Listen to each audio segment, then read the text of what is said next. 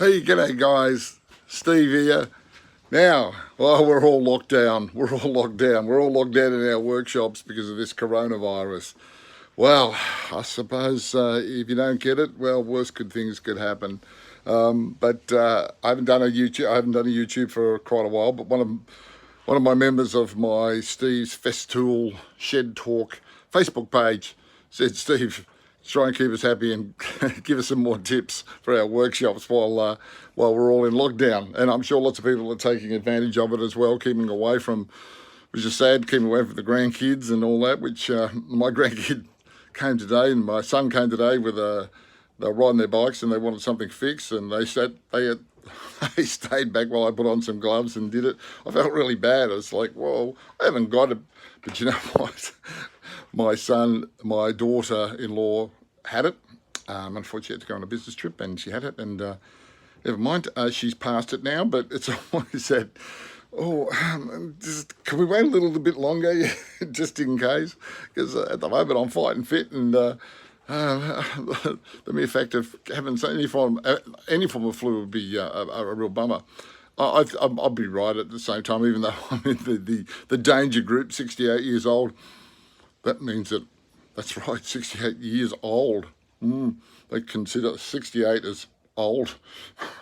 You know, when I look inside the mirror, I see this old looking head, but inside I feel still young. Never mind, that's how it goes, and we all probably feel the same.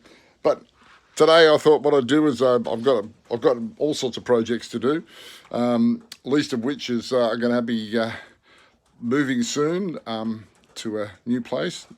By the way, I haven't found that new place yet, but I'll be moving soon to get my own place and garage, and get my garage set up properly. Then I'll show you what a real setup will be. But anyway, today, getting on with it, moving on, Steve. That's it. You talk too much.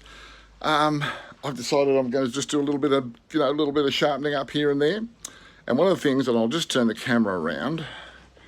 One of the things is I've got a range of saws, but I was going through my little kit of sharpening bits, sharpening things and stones, and I've got stones and I've got sort of nice, what do they call it? The DC diamond stones and all that. Anyway, they're really good and they're all great. But I saw on the little packet how you can clean up, it shows on here, how you can clean up your circular saw, your circular saws to make them a little bit edgy without having to go to the saw doctor.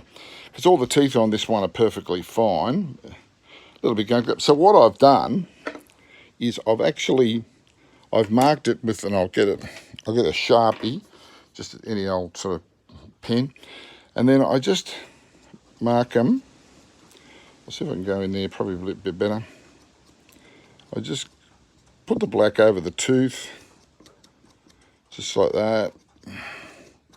Right, so I'll pop the leader back on, otherwise it'll dry out. And then I've got this little range of sharpening the diamond little pads. Some of them are a bit messy. I need to really clean that up, probably give it a good scrub. But anyway, so I use these, and I've probably just find that the medium one's fine, and I've clamped it in my bench like so. It seems to be quite sort of rigid, a little bit floppy. Now I'm going to try and do this one-handed. Now down here, let's see if I can get right in on it. If you just wipe it back on the face of the tooth, probably a bit hard probably because I'm doing it one-handed, so I'll do a tooth which is a bit higher up here. So you just do a couple of wipes, just so you can start to see that there, see it's starting to get that little bit of a shine there because you're wiping all the texture off. That means you're just getting that bit of an edge. So I just do that a few times, and I'll move these things out of the way. And you can just see here how that tooth now has now got a bit of a new edge to it. But whatever you do, don't file the angle here, and don't do the thickness because you'll change the curve. So it's just a matter of just that little bit of a light run across with a diamond pad. Now I've got this other one, which is from, this is great for doing router bits, this one, because you can run up and down with the router. So the same thing, just run it up over the tooth a few times, just lightly, no hurry. And you'll find that once you see here, again, you've got this new bit of edge around it. I'm not worried about the middle of it. That's probably just, you know, a bit of build-up of gum. Anyway, so I thought that might be a little bit of a tip today for you guys who've got nothing to do and you're pretty bored and you've got your 120 tooth saw. Or better, can I suggest doing your panther saws, which is a ripping saw. It's only about 40 teeth on those ones. 24 actually. So that's even quicker. But yeah, I find it's probably a good time to go around and sharpen up a few things in the shed, least of all yourself. Although I'm about as bright as I'm about as sharp as a bowling ball. Well, I'm starting to look like a bowling ball anyway. Well, there's a bit of fluff up there, geez. My hairdresser missed the fluff. There you go. See, I need the background up there to see the fluff on top. Well, maybe I should split it down the middle and double it up. Okay, guys. Well, I hope you enjoyed that little tip today. And for Christ's sake, don't go hitting it with things like a file or things like that.